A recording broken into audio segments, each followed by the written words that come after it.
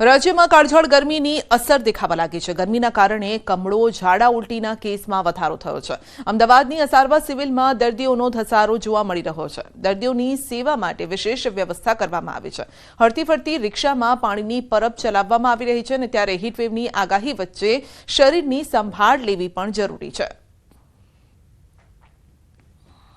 कोईपण जातना unusual symptoms जेवा कि आपने चक्कर आवा, वीकनेस लागवी, खूब परसेवो थयो अथवा हाई ग्रेड फीवर एटले घणीवार एवुं कहीए कि 105 जेटलो फीवर थई जतो होय जो हीट वेवनी असरमां आपणे होईए तो एटले ताव आवे, झाड़ा उल्टी थई जाए, अचानक कोई कारण वगर झाड़ा उल्टी थाय तो आवा बधा किस्साओनी अंदर ए गरमीनी असर होई शके। एटले आपणे एवा समय आसपासना डॉक्टरने कन्सल्ट करी अने ट्रीटमेंट चालू करशुं तो एमां इमिडिएटली राहत मळी जशे।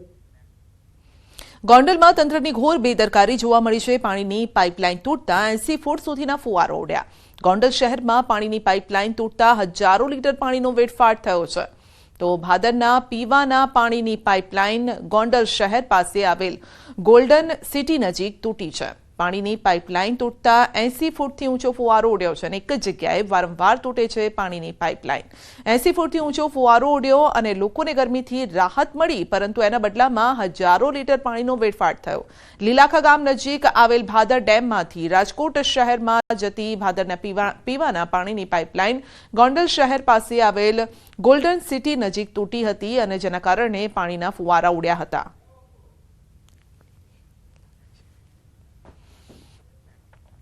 ખેડામાં ભૂમાફિયાઓએ તો હદ પાર કરી છે। નદીનું વહેણ રોકી બનાવી દીધો ગેરકાયદેસર બ્રિજ।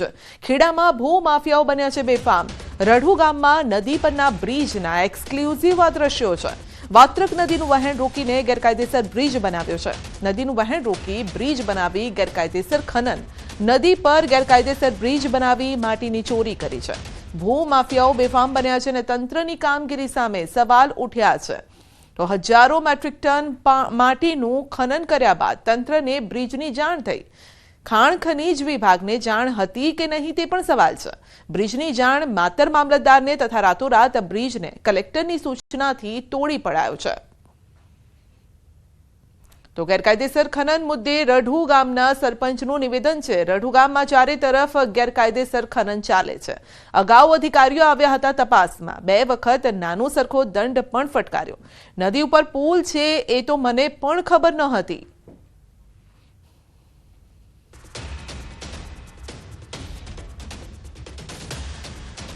પરંતુ જે ગામ વચ્ચે ટ્રેક્ટરો કે ડમ્પરો નીકળતા હતા એની મારી રજૂઆત હતી કે ગામ લોકોને ખલેલ બહુ થતી હતી અને રસ્તા સારા થાય એટલે શું કહે ટ્રેક્ટરોવાળા કોઈ છોકરા સ્કૂલ આગળ નીકળે ડમ્પરો નીકળે એની રજૂઆત મેં તાલુકા સ્વાગતમાં પ્રાંત સાહેબને કરી હતી કે સાહેબ આનું થોડી એક્શન લો તમે। 100% એ તો મામલતદારોને 2-3 વખત આવ્યા, એમણે રેડ કરી, એમને દંડ કર્યા બધું, છતાંય આ વસ્તુ ચાલુ જ રહેશે। ખનીજવાળા પણ આવે છે પણ એમનું જે ફોનનું નેટવર્ક છે કે ખનીજવાળાની ગાડી ત્યાંથી માત્ર નડિયાદથી નીકળે એટલે અહીં આગળ તરત ખબર પડી જાય કે ચલો ભાઈ નીકળી જજો, ગાડી નીકળી જશે, ગાડી આ બાજુ નીકળી, ગાડી આ બાજુ નીકળી, ગાડી આ બાજુ નીકળી। હું ખુદ પોતે સાંભળું છું। અહીં 10 મિનિટ બધું પૂરું થઈ જાય। રાતે મેં જાણ્યું તો 20-25 દિવસથી આપ એવું કેટલા ગ્રામજનો અંદર ખનન કહે છે કે 2 મહિના પહેલા બ્રિજ બન્યો। ના એ ખોટી વાત છે, એ વાત ખોટી છે। ન તો મને તો ખબર બાજુમાં તો બ્રિજ બનતો હોય એવું લાગી રહ્યું છે સાઈડમાં। ના એ સાઈડમાં કોઈ બીજી વાત જ નહીં। મેં તો પહેલી વાર જ બ્રિજ જોયો। મને સાહેબનો ફોન આવ્યો એટલે હું રાત્રે જોયો અને મેં તો પહેલી વાર જ જોયો કે આવડો મોટો હમણાં બ્રિજ બનાવ્યો। ખેડા જિલ્લામાં ખનન માફિયાઓ બેફામ બન્યા છે અને ખાણ ખનીજ વિભાગની જાણ છતાં ગેરકાયદેસર બ્રિજો બનાવી ખનન કરતા હોવાની વાતો સામે આવી છે। જે પ્રકારે તમે ડ્રોન વિડીયો અંદર નિહાળ્યો તે પ્રકારે આ જે બ્રિજ છે તે અહીં આગળ ખેડા જિલ્લાનું રઢુ ગામ ને રઢુ ગામની વાત્રક નદીની અંદર આ નદી ઉપર અહીં આગળ ગેરકાયદેસર એક બ્રિજ બનાવવામાં આવ્યો હતો અને આ બ્રિજ બનાવી જે સામે તમે જોઈ શકો છો કે તે પ્રકારે ત્યાં જે સામે જે ખાડો છે તે ખનન માફિયાઓ દ્વારા બેફામ રીતે ખનન કરવામાં આવતું હતું અને રેતીની ચોરી કરવામાં આવતી હતી। જો કે મહત્વની વાત કરવામાં આવે તો સમગ્ર બાબતની જાણ ગામના સરપંચ દ્વારા સ્વાગત કાર્યક્રમમાં કરવામાં આવી હતી અને સ્વાગત કાર્યક્રમમાં જાણ કર્યા બાદ ખાણ ખનીજ વિભાગ દ્વારા પણ કોઈ કાર્યવાહી ન કરાતા અંતે કલેક્ટરના સૂચનથી મામલતદાર દ્વારા બ્રિજ છે તે તોડી પાડવામાં આવ્યો છે। જે પ્રકારે તમે જોઈ શકો તે પ્રકારે જે નદી છે તેનું વહેણ રોકી આગળ મોટા નળ નાખી અને આખો ગેરકાયદેસર એક બ્રિજ બનાવતો અને બ્રિજ બનાવી બેફામ રીતે ખનન કરતા હતા। પરંતુ સવાલ એ ઉભા થાય છે કે ખાણ ખનીજ વિભાગને જાણ હતી તેમ છતાં કાર્યવાહી કેમ નથી? શું ખાણ ખનીજ વિભાગની રહેમ નથી હેઠળ આ બ્રિજ અહીં આગળ બનાવી ખનન ચાલતું હતું? એટલે કહી શકાય કે આ પ્રકારનું ખનન વારંવાર થતું હોય છે। આગળ પણ એક બ્રિજ બનાવવામાં આવ્યો હતો, તે બ્રિજ પણ ત્યાં આગળ પણ અલગ વ્યક્તિ દ્વારા પણ આ ખનન કરવામાં હતું, પરંતુ સમગ્ર બાબતે તપાસનો વિષય ઉભો થયો છે કે ખાણ ખનીજ વિભાગના મામલતદારે બ્રિજ તો તોડી પાડ્યો, પરંતુ જે ખનન કરનાર હતું તે કોણ હતું, આ ખનન કોણ કરતું હતું અને તેની સામે કેમ કોઈ પ્રકારની કાર્યવાહી નથી કરવામાં આવી, તેવા સવાલો ઉભા થઈ રહ્યા છે। ઉમંગ પટેલ, ન્યૂઝ 18 ગુજરાતી, રઢુ, ખેડા। બુલેટિનમાં આગળ વધીશું નાનકડા બ્રેક બાદ।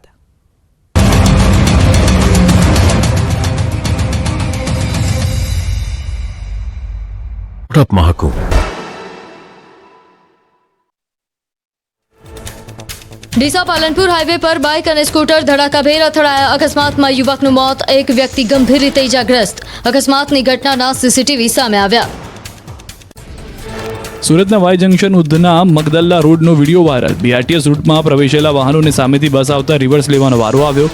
પ્રતિબંધ છતાં બીઆરટીએસ રૂટમાં વાહન ચલાવનારની સીસીટીવીથી ઇમેજ લઈ અપાશે ઈ મેમો।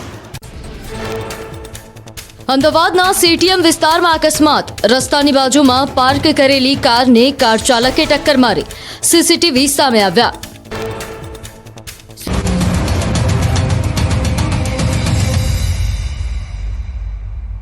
ગીર સોમનાથમાં દબાણ હટાવવાની કામગીરી સામે વિરોધ થતા હાલના તબક્કે ડિમોલિશન કાર્ય અટકાવાયું છે। પ્રભાસ પાટણ સોમનાથમાં દબાણ હટાવવા આવેલા સ્ટાફનો સ્થાનિક શ્રમજીવી લોકોએ વિરોધ કર્યો। ગુડલેક સર્કલ નજીક ગેરકાયદેસર જમીન પર દબાણ હટાવવા ગયેલા અધિકારીઓ સામે મહિલાઓ અને શ્રમજીવી પરિવારો રસ્તા પર ઉતરી આવ્યા। લોકોના આકરા વિરોધના કારણે તંત્રએ હાલના તબક્કે ડિમોલિશન અટકાવ્યું છે। તો વિરોધના પગલે ધારાસભ્ય વિમલ ચુડાસમા અને અન્ય 10 લોકોની પોલીસે અટકાયત કરી। દબાણ હટાવવા મામલે વિરોધને લઈને પોલીસે અટકાયત કરી છે। તંત્ર દ્વારા દબાણ હટાવવા જતા સ્થાનિક લોકોએ વિરોધ કર્યો, જેમાં વિમલ ચુડાસમા પણ જોડાયા અને પોલીસ દ્વારા અટકાયત કરાઈ।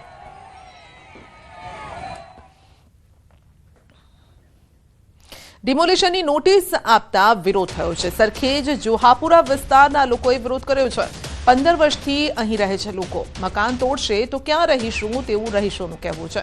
બાળકોની પરીક્ષા ચાલે છે તો ક્યાં જઈશું? લોકોએ કોર્પોરેશન કચેરીએ વિરોધ નોંધાવ્યો છે।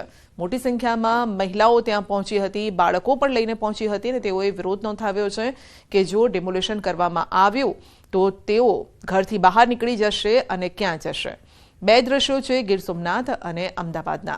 તો અમદાવાદમાં પ્લેકાર્ડ સાથે કોર્પોરેશન પહોંચી હતી મહિલાઓ અને તેઓએ કહ્યું હતું કે અમે ઘર વગરના થઈ જઈશું। બીજી તરફ ગીર સોમનાથમાં છાજિયા લીધા હતા મહિલાઓએ, રસ્તા પર બેસી અને વિરોધ નોંધાવ્યો હતો। સુરત શહેરમાં ગેરકાયદેસર બાંધકામો સામે તંત્રએ કાર્યવાહી કરી છે। અસામાજિક તત્વોના ગેરકાયદેસર બાંધકામ તોડી પાડવામાં આવ્યા છે। સચિન જીઆઈડીસીમાં જીવન ભરવાડના ગેરકાયદેસર બાંધકામ પર બુલડોઝર ફરી વળ્યું। જીવન ભરવાડે સરકારી મિલકત પર ગેરકાયદેસર રીતે 150થી વધુ મકાનો બનાવી દીધા હતા। પોલીસે તમામ મકાનો ખાલી કરાવી બુલડોઝર ફેરવી કાર્યવાહી કરી છે। જીવન ભરવાડ સામે મારામારી સહિતના 4 ગંભીર ગુનાઓ પણ દાખલ છે।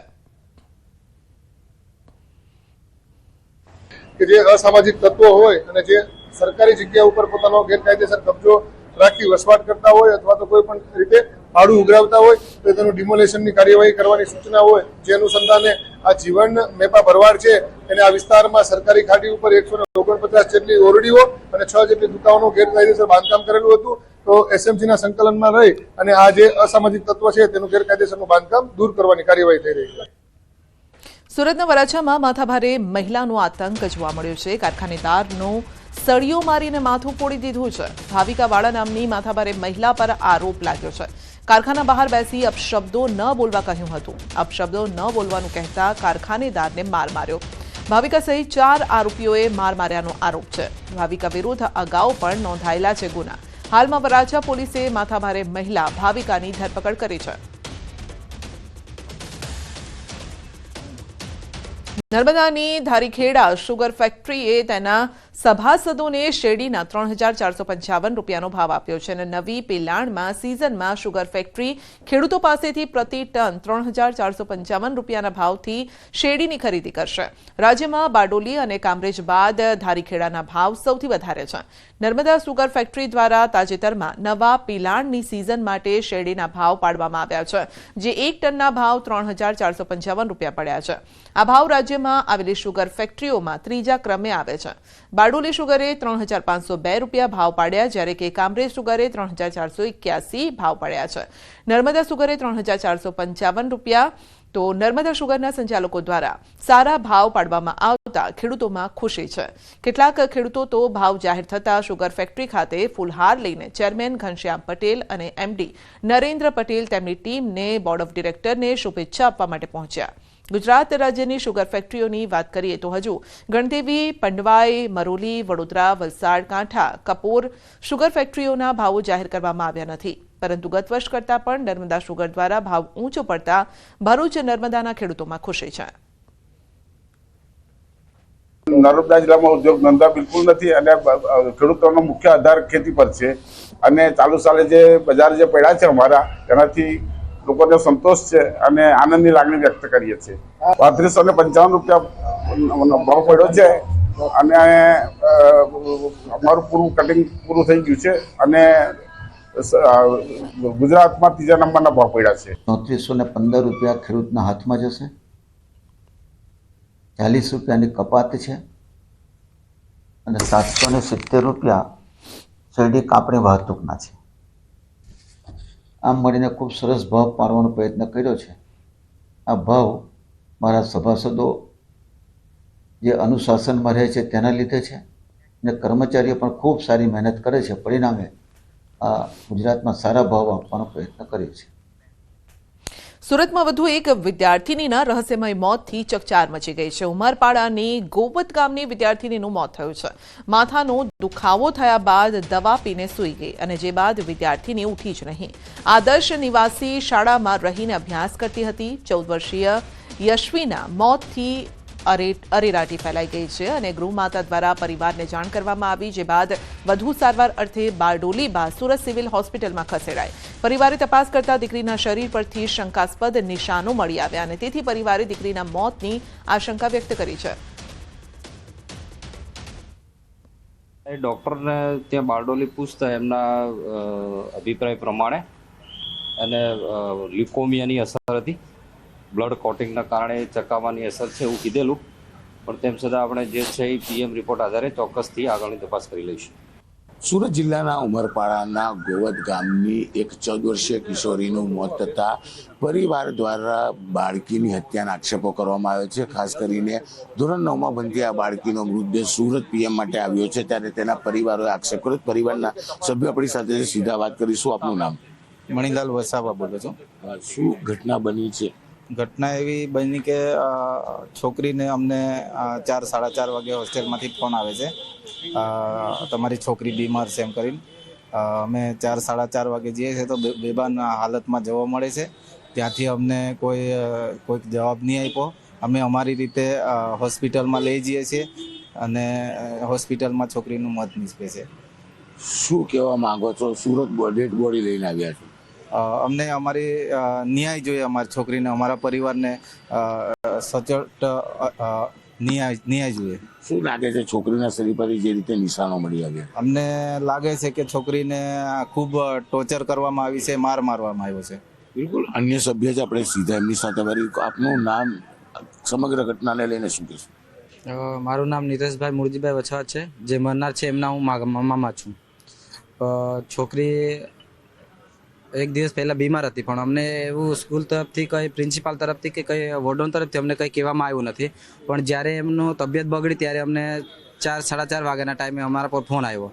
તો અમે જ્યારે સ્કૂલ પર ગયા તો અમારી છોકરી અમને બેભાન અવસ્થામાં જોવા મળી હતી. પણ તંત્રનું બેદરકારના લીધે એમને 108ને બી નહીં ફોન કર્યો ને કશું નહીં. અમારા હિસાબે બાઇક પર લઈને અમે સરકારી દવાખાને ગયા, ત્યાંથી એમનું મોત નીપજ્યું. તો એમનું કારણ અમને સમજાતું નહોતું. એમના શરીર પર કાળા કાળા દાગ છે, હાથ પર છે, પગ પર છે, પછાડી પેટ પછાડી બી છે. ને પહેલાં બી છોકરી કહેતી હતી હોળી પર રજા પર આવી તો એમનું કહેવાનું હતું કે મારે 10મા ધોરણમાં હોસ્ટેલ પર રહેવાનું નહીં, ત્યાં ટોર્ચર બહુ કરતા છે.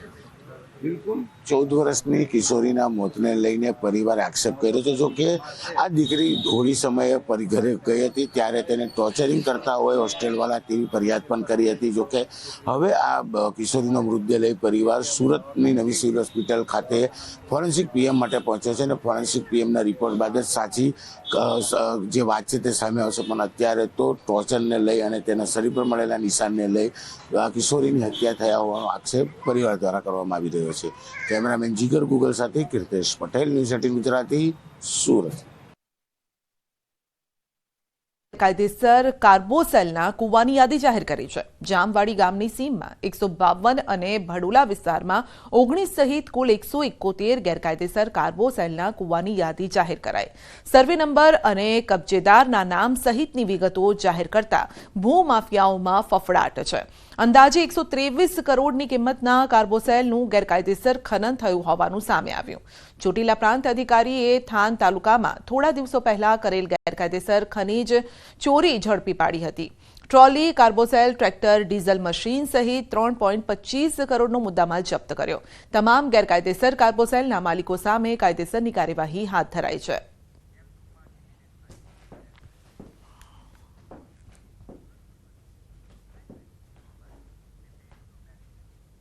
ફરી આવ્યો છે વર્ષનો એ સમય. ન્યૂઝ 18 રાઇઝિંગ ભારત સમિટ 2025 એક સાથે લાવી રહ્યું છે એ મોટા નામોને જેઓ ભારતનું ભવિષ્ય ઘડશે. 8 અને 9મી એપ્રિલે ભારત મંડપમ નવી દિલ્હી ખાતે આ ઇવેન્ટમાં તમે પણ બનો ભાગીદાર. આ લિંક પર આજે જ રજીસ્ટર કરો.